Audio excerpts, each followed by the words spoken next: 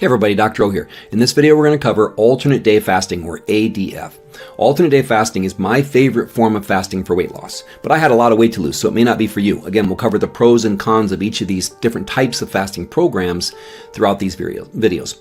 I credit a ton of my weight loss success to alternate day fasting. Now, I did start exercising and sleeping and managing my stress, and I changed my diet. I did lots and lots of things.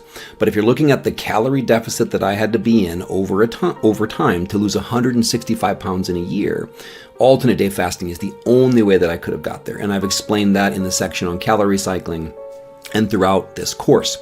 Research shows that alternate day fasting has been proven to be a good weight loss strategy. And number two, research has also shown that if you add exercise to alternate day fasting, you can actually make it twice as effective. So exercise is not necessary, but it will accelerate your fat loss efforts. All right, so the first thing I want to talk about with alternate day fasting is it's not a 24-hour fast. If you think, well, I eat one day and I don't eat the next, does that mean I went 24 hours without eating? No, you actually go 36 hours without eating because you're sleeping twice. So you see here that Monday you eat, and then Monday night you have supper. Let's say supper ends at 7 o'clock.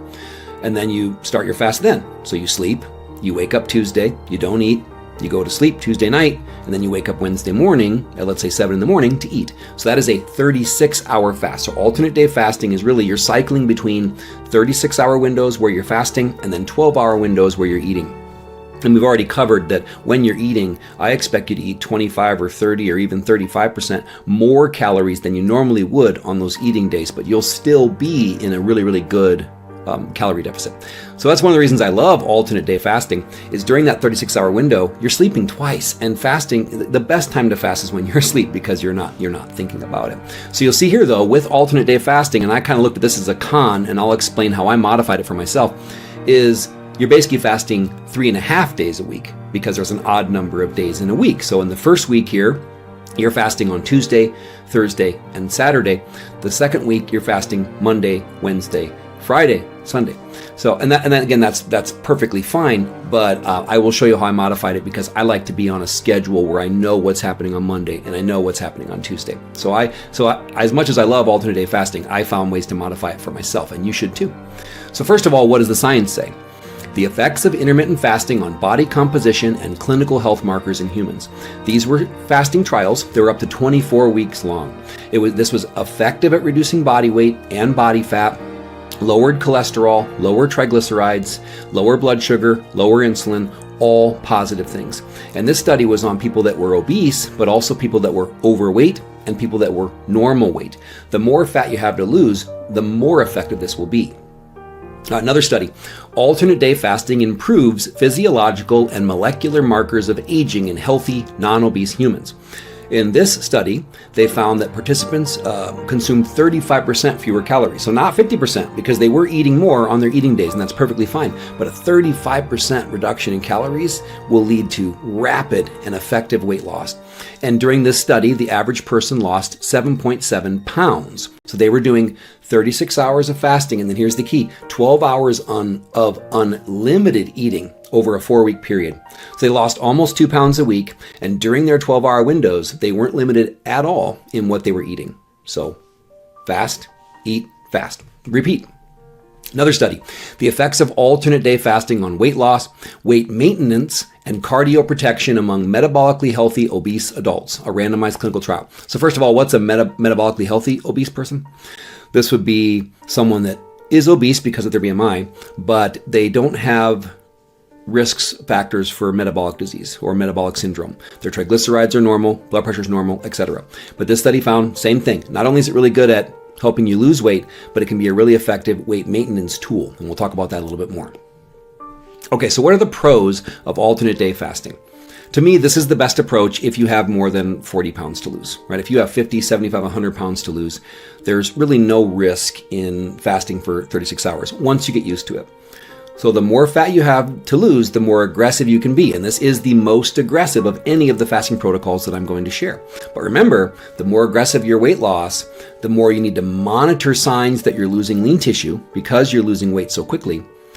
And the more often you should take breaks. You should take what I like to call weight maintenance breaks. And I'll teach you later about how we take periods of time where we settle in at a new weight, we learn how to maintain our weight, and then we can get back into aggressive dieting.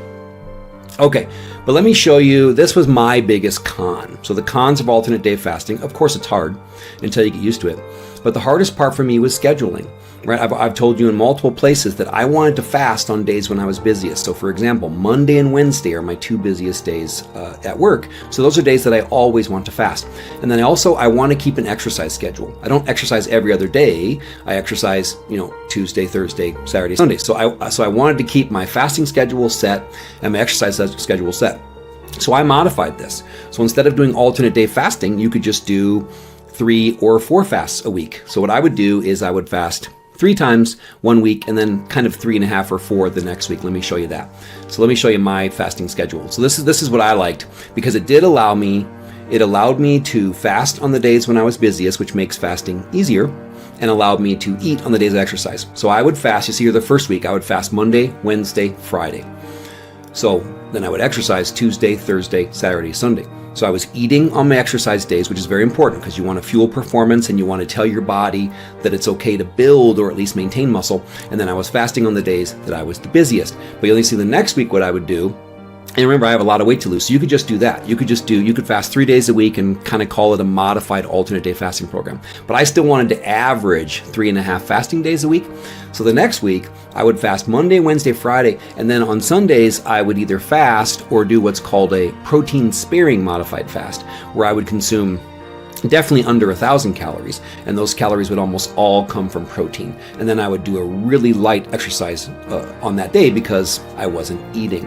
So my fasting program that I used to lose 165 pounds, I averaged 3.5 fasts per week, but I never really ever fasted alternate day.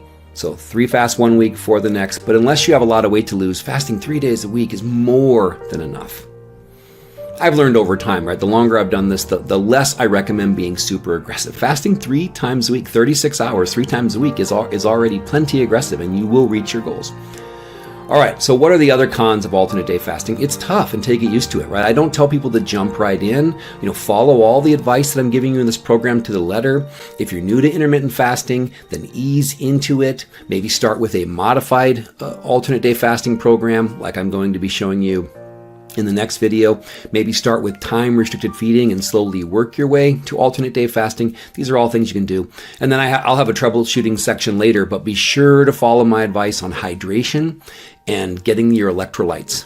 Because if you are going 36 hours without eating, most of the side effects of alternate day fasting do come from not staying hydrated and not getting your electrolytes. We'll cover that in the troubleshooting section. All right, so this is alternate day fasting, the pros, the cons, how you can use it, how I use it. I hope this helps. Have a wonderful day. Be blessed.